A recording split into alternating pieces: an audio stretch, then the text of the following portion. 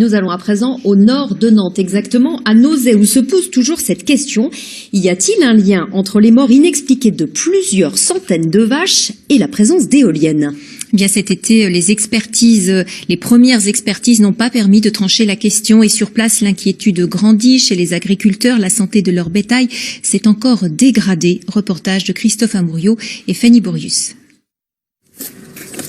Didier Potiron est producteur de lait à mi-chemin entre Nantes et Rennes. Au bout de ses champs, depuis 2012, un parc de 8 éoliennes. Et aujourd'hui, il n'en peut plus de savoir si ces éoliennes provoquent ou pas des décès chez ses animaux. Depuis 7 ans, il en compte 4 fois plus que la normale. Des études ont été faites cet été, mais sans résultat probant. Depuis, rien ne bouge et il s'inquiète de plus en plus pour son troupeau, mais aussi pour sa santé et celle de ses proches.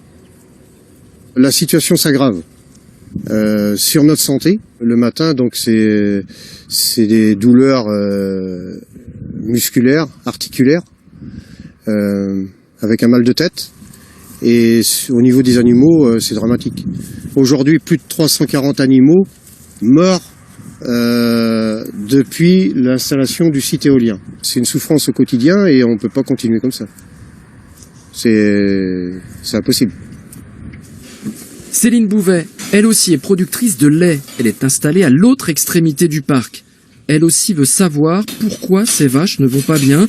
Ici, il n'y a pas eu de surmortalité enregistrée, mais le troupeau est en mauvaise santé et la production de lait a fortement chuté en quantité et en qualité. Sa santé, à elle aussi, s'est fragilisée et elle est prête à tout abandonner. Allez, viens. Aujourd'hui, on ne peut plus continuer à travailler dans de telles conditions. On subit tous les jours et voilà, on vit avec des animaux qui souffrent eux aussi, comme nous, comme les humains peuvent souffrir. Donc que ce soit notre véto ou les propres médecins, comprennent plus rien à ce qui se passe chez nous.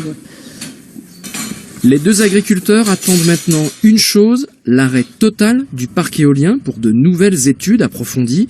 La préfecture de Loire-Atlantique n'a pas souhaité donner suite à notre demande d'interview.